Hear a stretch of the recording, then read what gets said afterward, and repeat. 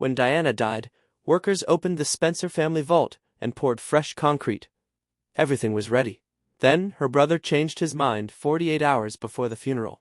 He moved the burial to a small island nobody had cared about for 100 years, an island that used to be a burial ground for the family dogs. Only 10 people watched the coffin go into the ground. The bridge was torn down immediately after. Prince Harry did not visit until 2022, and when he did, he had to row across and nearly got stuck in the mud. What are the Spencers hiding on that island? The round, oval, strange name and all, is really a mere circular ornamental lake created in 1868 by architect William Milford Toulon inside the pleasure gardens of Althorp Park. It was built for beauty and for winter pleasure. In October 2022, Earl Spencer explained plainly in an Instagram post that the lake was created in the mid-19th century, at a time when English winters were much colder, because his family loved ice skating. Back then, the small island in the middle meant almost nothing. It had no grand role, no deep public meaning. In fact, several sources say it had once been used as a burial ground for Spencer family dogs, a detail that later gave conspiracy theorists something grim to talk about. Yet, everything changed after Diana. The island sits in the exact center of the lake and can only be reached by water. It is small, thick with mature trees, and hidden in a way that feels intentional even before you know the story. No official measurements have been released, but aerial images suggest it is about 20 meters across. The lake lies inside Althorp Park's 550-acre walled parkland, which itself sits within the much larger 13,000-acre estate, an area roughly the size of Manhattan. Even the grave's coordinates are public: 52 degrees, 16 minutes, 59 seconds, north 1 degree, 0 minutes, 0 seconds west. But knowing the location is not the same as reaching it. That is the point. And then there is the island itself, shaped not just by landscape, but by grief. After Diana was buried, 100 white rambling roses were planted there, and 1,000 white water lilies donated by Stowe School were placed in the water around it. Both flowers were chosen because they were among her favorites. The planting did not stop there. Trees on the island were added by members of both families: Queen Elizabeth II, the Queen Mother, Prince Charles, now King Charles, Prince William, Prince Harry, Diana's father, the 8th Earl Spencer, and her brother Charles Spencer. Years later, during a major renovation in 2017, led by Countess Karen Spencer, more layers were added. Landscapers planted forget-me-nots, the flower Diana had loved since childhood, and rhododendrons, chosen because they were linked to Sandringham, where Diana lived before moving to Althorp in 1975. Charles Spencer recalled that memory with painful tenderness. He said they were Diana's favorite flower and remembered giving her a white pot of blue forget-me-nots when he was 6. Even the path to the lake tells the same story. From Althorp House through the Arboretum and toward the water stand, 36 oak trees, one for every year of Diana's life. She was 36 when she died. Those trees were commissioned as part of a larger redesign by English garden designer Dan Pearson, who was brought in after her death to prepare the grounds for the crowds Spencer knew would come. And on the water, 4 black swans move across the lake, ornamental birds from Australia, dark and striking against the calm surface.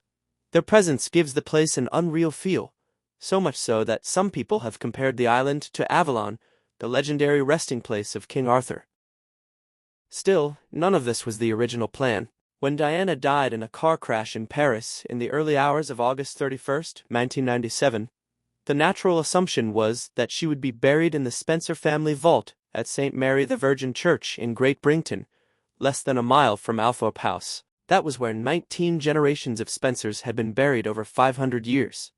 Her father, the 8th Earl Spencer, had been laid there too after his death in 1992. In fact, workers from the Althorp estate were sent to the church within days of Diana's death, and they physically opened the family vault in preparation. Fresh concrete was applied. That detail would later feed conspiracy theories for years. But then, Charles Spencer changed course. In the middle of those frantic and broken days before the funeral, he realized what a public grave in a village of only about 200 people would mean. It would not remain private. It would not remain safe. In a 2017 interview on BBC Radio 4's Today program, He said there was such a whipped-up feeling of emotion everywhere that he became very worried about where they could safely bury her. That fear was not abstract. It was practical. Great Brington would be flooded by mourners and pilgrims. The village would be overwhelmed. The grave could become vulnerable to damage, desecration, or worse. So, on September 4, 1997, only 2 days before the funeral, he announced a different plan. Later in his 1998 book, Althorp, The Story of an English House, Spencer explained the choice with unusual bluntness. He wrote that the remoteness was entirely intentional. The lake, he said, would act as a buffer against the interventions of the insane and ghoulish, while the thick mud would form another line of defense. To People magazine, he put it more gently, but the meaning was the same. Diana would be buried in the lands of Althorp Park, where her family could properly care for her tomb and her children could visit her in private. Privacy. Protection. A place where William and Harry could come when they wished, without cameras, without noise, without strangers pressing in. The decision, importantly, was not made by the Queen. Former Buckingham Palace Press Secretary Dickie Arbiter later made that clear. It was down to Diana's brother. Then came the funeral, the world saw, and the burial almost no one did. On September 6, 1997, Diana's funeral at Westminster Abbey became one of the most watched broadcasts in history. Estimates put the television audience at between 2 and 2.5 billion people. Inside the Abbey were 2,000 guests, including Hillary Clinton, Nelson Mandela, Tom Hanks, and Elton John. Outside, more than 1 million mourners lined the streets. After the service, the hearse began the 77-mile journey north to Althorp. By the time it passed through Althorp's tall iron gates in the later afternoon, the atmosphere had shifted entirely. Police closed the gates behind it. The huge spectacle was over. What followed was private, small, and painfully intimate. Only about 10 people attended the burial. A temporary walkway had been built for the ceremony, and it was removed immediately afterward. Today, Althorp House opens to the public for only 2 months a year, usually from July 1st to August 31st, the anniversary of her death. That limited access has made it one of the most restricted heritage sites in England. Before Diana's death, the estate drew around 10,000 visitors a year. Afterward, that number rose to more than 30,000 annually. At the lake, visitors can stand at the edge and look across the water to the island. Through the trees, a white memorial plinth and urn can be seen. But that is all most people will ever see. There is no visible headstone from the shore, no clear grave marker, no inscription to read.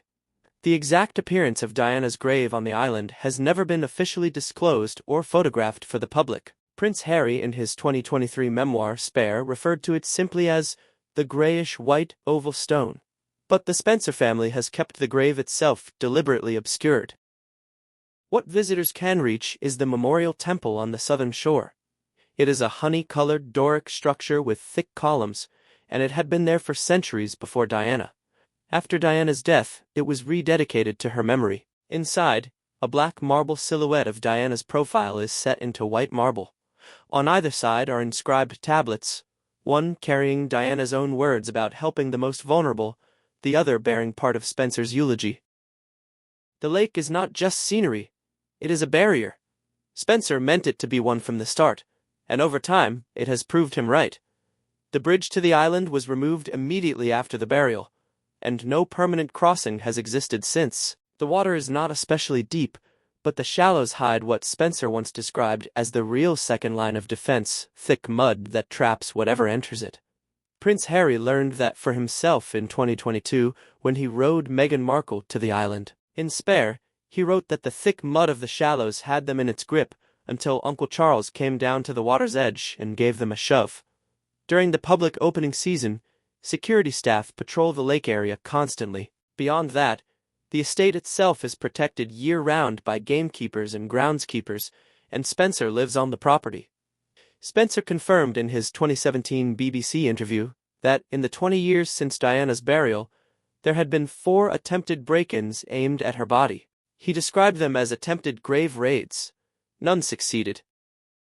In early 2025, as the 28th anniversary of Diana's death approached, Earl Spencer gave a rare television interview in which he revealed that security had been further upgraded after a 2024 incident, details of which he declined to share, citing ongoing safety concerns. He also announced that he was writing a new memoir focused entirely on the decade following Diana's death, scheduled for release in late 2026.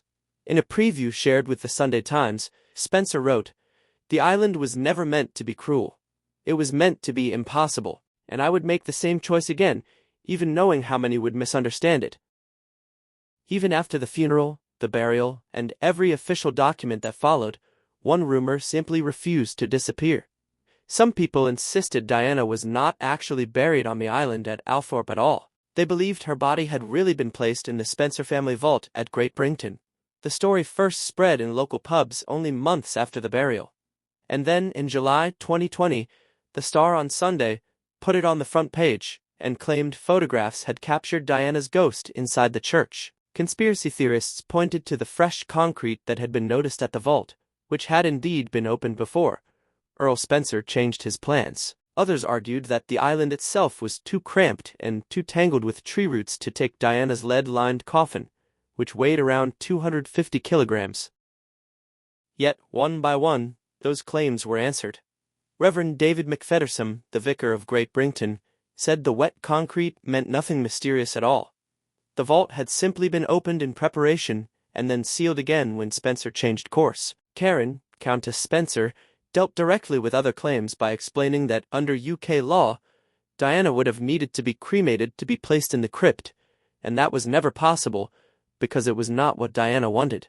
Still, the clearest answer was not a quote or a rumor. It was the burial certificate itself, dated September 12, 1997, signed by Reverend Victor Christian Dubuisson Malan and released by the office of the Bishop of Peterborough, specifically to stop the speculation. It states that on September 6, 1997, Diana, Princess of Wales, aged 36, was buried in an extra-parochial place at Althorp Park in Northamptonshire, in the grave consecrated by the bishop on the island in the Oval Lake.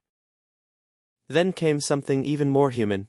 In Spare, Prince Harry described rowing out to the island, stepping onto the muddy shore, walking the path, reaching the stone, placing flowers, and praying there with Meghan. The details were so physical and so personal that they left little room for fantasy mud on the ground, the wobble of the boat, the path through the hedge, the pale stone waiting ahead.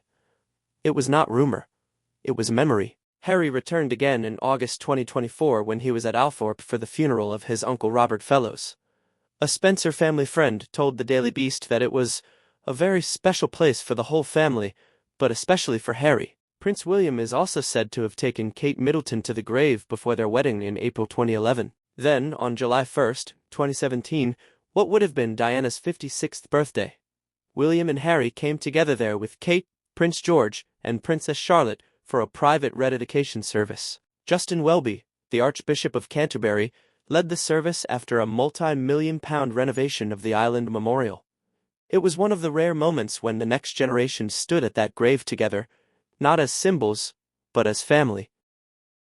What remains undeniable is that the grave on the island has become a private place of return for Diana's family. No one walks there casually, no tourists drift past, no public crowd gathers near it. To reach the grave, family members must row across the water because the bridge was removed long ago. Earl Spencer, who still lives at Althorp, visits with striking regularity. In October 2023, he told Good Morning Britain that he goes pretty much every day. He said he speaks to Diana there. He brings his children. On every birthday and every anniversary, he takes flowers cut from the gardens at Althorp. On August 31, 2025, the 28th anniversary of her death, he posted on Instagram that the flowers had been cut that morning for the island, and added that it was always an impossible day. The island was never meant to be a tourist attraction. It was meant to be a sanctuary, and by every measure that matters to the Spencer family, it has worked. No unauthorized person has ever reached Diana's grave. No photograph of the headstone has ever been published. No tabloid has ever gotten close enough to confirm what actually lies beneath the grayish-white stone. The bridge is gone. The mud is thick. The water is wide enough. And on the rare occasions when her sons or her brother cross that lake, they do so knowing that for a few minutes, and only a few minutes, The woman who is hunted by the world is finally beyond its reach. That is not cruelty. That is love, and that is why, more than 28 years after her death, nobody is allowed to visit the real grave of Princess Diana.